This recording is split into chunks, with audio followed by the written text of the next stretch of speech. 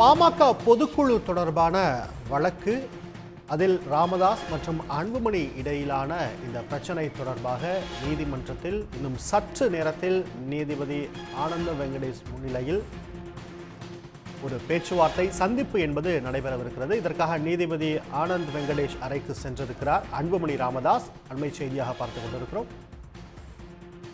மேலதிக விவரங்களுக்கு செய்தியாளர் சமய மணிவண்ணன் இணைகிறார். சமய மணிவண்ணன், அன்புமணி வந்திருப்பதை பார்க்கிறோம். ராமதாஸ் அவர்கள் காணொலி வாயிலாக கலந்து கொள்கிறாரா? உறுதியான தகவல்கள் என்ன கிடைத்திருக்கிறது? தற்போது வரைக்குமே பாமக நிறுவனர் ராமதாஸ் அவர்கள் காணொலி வாயிலாக கலந்து கொண்டு இசைவு தெரிவித்திருப்பதாக மட்டுமே தகவல்கள் உள்ளது. அவர் கண்டிப்பாக இந்த காணொலி மூலமாக நீதிபதி ஆனந்த் வெங்கடேஷை சந்தித்து பேசுவாரா என்கிற தகவலானது தற்போது வரைக்கும் உறுதிப்படுத்தப்படவில்லை.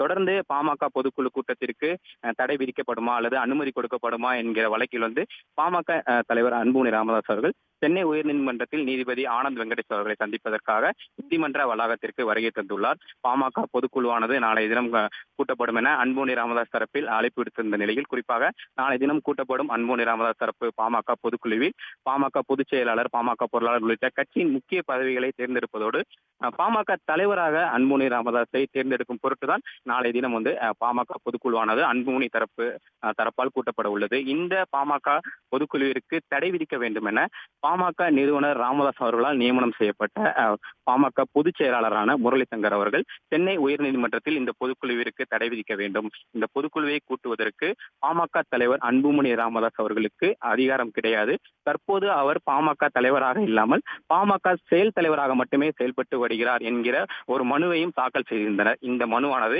இன்றைய தினம் சென்னை உயர்நீதிமன்றத்தில் நீதிபதி ஆனந்த் வெங்கடேஷ் முன்பு விசாரணைக்கு வந்தது. இந்த மனுவை விசாரித்த நீதிபதி ஆனந்த் வெங்கடேஷ் அவர்கள் இருவரையும், அதாவது பாமக நிறுவனர் ராமதாஸ் அவர்களையும் பாமக தலைவர் அன்புமணி ராமதாஸ் ஆகியோர் இருவரையும் தனியாக அவரது ஆதரவாளர்களோ கூட இருப்பவர்களோ யாருமே இல்லாமல் தனியாக சந்தித்து பேச வேண்டும் என்கிற ஒரு வேண்டுகோளை விடுத்திருந்தார். பாமக நிறுவனர் ராமதாஸையும் சென்னைக்கு புறப்பட்டு வர சொல்லி, தைலாபுரத்தில் இருந்து சென்னை புறப்பட்டு வர சொல்லி ஒரு வேண்டுகோளையும் நீதிபதி ஆனந்த் வெங்கடேஷ் அவர்கள் வேண்டுகோள் விடுத்திருந்தார். இதன் தொடர்ச்சியாக நீதிபதியின் அழைப்பை ஏற்ற பாமக தலைவர் அன்புமணி ராமதாஸ் அவர்கள் சென்னையில் உள்ள நீதிமன்ற வளாகத்தில், உயர்நீதிமன்ற வளாகத்தில் நீதிபதி ஆனந்த் வெங்கடேஷ் அவர்களை சந்திப்பதற்காக சென்னை உயர்நீதிமன்ற வளாகம் வந்துள்ளார். பாமக நிறுவனர் ராமதாஸ் அவர்கள் தற்போது வரைக்கும் நீதிபதியை சந்திப்பாரா என்கிற ஒரு கேள்வியானது இருந்து கொண்டே வருகிறது. காணொலி மூலம் சந்திப்பதற்கு பாமக நிறுவனர் ராமதாஸ் அவர்கள் இசைவு தெரிவித்ததாக தகவல்கள் வெளியான நிலையிலும் அவர் சந்திப்பாரா என்பது கேள்விக்குறியை தொடர்ந்து நாளை தினம் பாமக தலைவர் அன்புமணி ராமதாஸ் அவர்களால் நடத்தப்பட உள்ள பொதுக்குழு கூட்டத்திற்கு தடை விதிக்க வேண்டும் என்பதில் பாமக நிறுவனர் ராமதாஸ் தரப்பு உறுதியாக உள்ளது. குறிப்பாக பாமக தலைவர் அன்புமணி ராமதாஸ் அவர்களால் கூட்டப்படும் பொதுக்குழுவானது பாமக சட்ட விதிகளுக்கு எதிராக உள்ளது என்பதிலும் பாமக பொதுக்குழு நாளைய தினம் நடைபெறக்கூடாது, அன்புமணி ராமதாஸ் தரப்பு பாமக பொதுக்குழுவானது நடைபெற கூடாது என்பதில் பாமக நிறுவனர் ராமதாஸ் தரப்பு உறுதியாக உள்ளதன் காரணமாக நாளைய தினம் தடை வாங்குவதிலேயே பாமக நிறுவனர் ராமதாஸ் தரப்பு குறிக்கோளாக உள்ளது. தொடர்ந்து பாமக தலைவர் அன்புமணி ராமதாஸ் அவர்கள் இந்த பொதுக்குழு கூட்டத்தை கூட்டுவதற்கு அவருக்கு அதிகாரம் இல்லை என்பதன் காரணமாக தொடர்ந்து நாளைய தினம் பாமக பொதுக்குழு, அதாவது அன்புமணி ராமதாஸ் தரப்பால் கூட்டப்படக்கூடிய பாமக பொதுக்குழுக்கு நடத்த தடை விதிக்க வேண்டும் என்பதே ராமதாஸ் தரப்பினரின் ஒரே எண்ணமாக உள்ளது. ராமதாஸ் அவர்களுடைய மனு இந்த பொதுக்குழுங்கிறது நடக்கக்கூடாது, அதை தடுக்கணும் அப்படிங்கிறது. அன்புமணி அவர்கள் தரப்பு வழக்கறிஞர்கள் என்ன சொல்றாங்க? இன்றைய தினம் நீதிபதி கிட்ட அன்புமணி என்னென்ன விஷயங்களை சொல்லுவாருன்னு யூகிக்க முடியுதா? அவர்கள் தரப்பு வழக்கறிஞர்கள பேசுனதுல இருந்து என்ன தகவல் கிடைச்சிருக்கு? நிச்சயமாக இருவராக இருக்கட்டும், பாமக சட்ட விதியின்படி இருவருமே ஒவ்வொரு கருத்துக்களை முன்வைத்து வருகிறார். குறிப்பாக பாமக நிறுவனர் ராமதாஸ் தரப்பு கருத்துக்களை பொறுத்த வரைக்கும் பாமக தலைவராக அன்புமணி ராமதாஸ் கடந்த 2022 தேர்வு செய்யப்பட்டார் மே மாதத்தில். இந்த 2025 மே 28 தேதியோடு பாமக தலைவராக தேர்வு செய்யப்பட்ட அன்புமணியின் பதவிக்காலமானது முடிவுற்றது. இந்த பதவிக்காலம் முடிந்ததன் காரணமாக தற்போது வரைக்கும் கட்சியில் அதிகாரம் இருப்பது பாமக நிறுவனருக்கே என்கிற வாதத்தை பாமக நிறுவனர் ராமதாஸ் தரப்பு முன்வைக்கப்படுகிறது.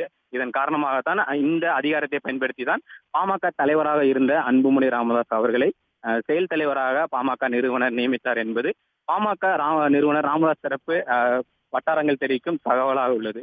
குறிப்பாக இந்த விவகாரத்தை பொறுத்த வரைக்கும் அன்புமணி ராமதாஸ் தரப்பு வட்டாரங்கள் சொல்வது என்னவென்றால், இதற்கு முன்பாக ஜி.கே. மணி அவர்களே 4 வருட காலம் பாமக தலைவராக பொறுப்பேற்றுள்ளார். அதனால் பாமக விதியின்படி பாமக தலைவராக அன்புமணி ராமதாஸ் 4 ஆண்டு காலம் செயல்படுவார் என்கிற கருத்தையும் பாமக தலைவர் அன்புமணி ராமதாஸ் தரப்பு தொடர்ந்து கூறி வரக்கூடிய நிலையில இன்றைய தினம் அதிகாரப்பூர்வமாக கட்சியின் விதிப்படி யார் தலைவராக உள்ளார், யார் பொதுக்குழுவை கூட்டுவதற்கோ யார் அதனை அறிவிப்பதற்கோ அதிகாரம் உள்ளது என்கிற ஆவணங்கள் பாமக நிறுவனர் ராமதாஸ் தரப்பில் நீதிமன்றத்தில் சமர்ப்பிக்கப்பட்டுள்ளது. அந்த ஆவணங்களின் அடிப்படையில் தான் நாளைய தினம் பாமக தலைவர் அன்புமணி ராமதாஸ் கூட்டக்கூடிய பொதுக்குழுவிற்கு தடை விதிக்க வேண்டும் என்பது பாமக நிறுவனர் ராமதாஸ் தரப்பு வாதமாகவும் அவர்கள் அளித்துள்ள மனுவிலும் குறிப்பிடப்பட்டுள்ளது.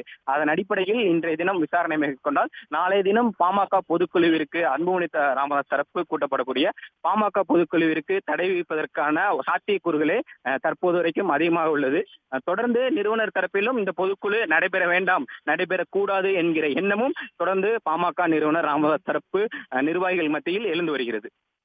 இப்ப நாளை நடைபெறக்கூடிய பொதுக்குழுல சமரசம் செய்து கொள்வதற்கு அன்புமணி தரப்பு தயாரா இருப்பதா அவங்க வட்டாரத்துல இருந்து சொல்றாங்களா, இல்ல நாளை பொதுக்குழு கண்டிப்பா நடத்தியே ஆகணுங்கிறதுல உறுதியா இருக்காங்களா? நிச்சயமாக 2 தரப்புமே இந்த பொதுக்குழுவை நடத்துவதற்கான காரணம் குறித்து இருதரப்பு வட்டாரங்களும் தெரிவிப்பது என்னவென்றால், தேர்தல் ஆணையம் தான் இரு தரப்புமே இந்த பொதுக்குழுவை நடத்துவதற்கு முக்கிய காரணமாக உள்ளது. பொதுவாகவே இந்த தேர்தல் கட்சிகளின் நடைமுறை என்னவென்றால், தேர்தல் ஆணையத்தில் ஒரு கட்சியின் தலைவர் யார், பொதுச் செயலாளர் யார், பொருளாளர் யார் என்கிற முக்கிய பொறுப்புகளை தேர்தல் ஆணையத்தில் பொதுக்குழு கூட்டி அந்த பொதுக்குழுவில் தேர்ந்தெடுக்கப்பட்ட ஆவணங்களின் அடிப்படையில் தேர்ந்தெடுக்கப்பட்ட தலைவர்கள் நியமனத்தின் அடிப்படையில் அந்த ஆவணங்களை தேர்தல் ஆணையத்துல அந்த உரிய கட்சி சமர்ப்பிக்க வேண்டும்.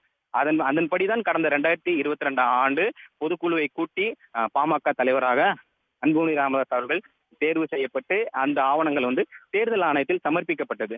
தற்போது இருவருக்கும் இடையிலான மோதல் போக்கானது நீடித்து வரக்கூடிய நிலையில இந்த தேர்தல் ஆணையத்தில் அங்கீகாரம் பெறும் பொருட்டு யார் தரப்பு கட்சி உள்ளது, யார் தரப்பிடம் கட்சியில் அதிகாரம் உள்ளது, யாருக்கு அதிகாரம் உள்ளது என்கிற தேர்தல் ஆணையத்தின் அங்கீகாரத்தை பெறும் பொருட்டு இரு தரப்புமே பொதுக்குழுவை கூட்டிதான் அந்த முடிவுகளை எடுக்க வேண்டும். பொதுக்குழு உறுப்பினர்கள் வாக்களிப்பதன் அடிப்படையில் புதிய தலைவர் யார், புதிய பொதுச் செயலாளர் யார், பொருளாளர் யார் என்கிற ஒரு அதிகாரப்பூர்வமான ஒரு ஆவணத்தை இரு தரப்புமே தேர்தல் ஆணையத்தில் சமர்ப்பிக்க வேண்டிய தேவை உள்ளதன் காரணமாக தான் இரு தரப்புமே போட்டி போட்டுக்கொண்டு அந்த பொதுக்குழுவை கூட்டுவதற்கு திட்டமிடுகின்றன. அதன் அடிப்படையில் நாளை தினம் அன்புமணி ராமதாஸ் அவர்களும் தீர்க்கமாக உள்ளார். நாளை தினம் பொதுக்குழுவை கூட்ட வேண்டும். அந்த பொதுக்குழுவில் தலைவராக அன்புமணி ராமதாஸ் அவர்களும் பொதுச் செயலாளராக அன்புமணி ராமதாஸ் அவர்கள் யாரை கூறுகிறாரோ, தொடர்ந்து பொருளாளராக அவர் யாரை நியமிக்கிறாரோ அதன் அடிப்படையில் அவர்களை பொதுக்குழு உறுப்பினர்கள் தேர்ந்தெடுத்து அந்த ஆவணங்களை தேர்தல் ஆணையத்தில் சமர்ப்பித்து தான் பாமகவின் தலைவர் என்கிற ஒரு கருத்தை திடகாத்திரமாக பதிவு செய்ய வேண்டும் என்பதே அன்புமணி ராமதாஸ் அவர்களின் திட்டமாக உள்ளது. இந்த திட்டத்திற்கு தடை விதிக்கும் வண்ணம் இந்த திட்டம் செயல்படக்கூடாது என்பதன் அடிப்படையில் தான் பாமக நிறுவனர் ராமதாஸ் அவர்கள் தரப்பில் சென்னை உயர்நீதிமன்றத்தில் தற்போது வழக்கு தொடரப்பட்டுள்ளது. இந்த சமரச பேச்சுவார்த்தைக்கு பின்னர் தான் நாளை தினம் பொதுக்குழு நடைபெறுமா, அன்புமணி ராமதாஸ் அவர்களின் எண்ணம் நிறைவேறுமா என்கிற இந்த கேள்விகளுக்கான பதிலானது இந்த சமரச பேச்சுவார்த்தைக்கு பின்னர் தான் தெரிய வரும். உடனுக்குடன் செய்திகளை தெரிந்து கொள்ள சன் நியூஸ் பெல் ஐகானை கிளிக் பண்ணுங்க.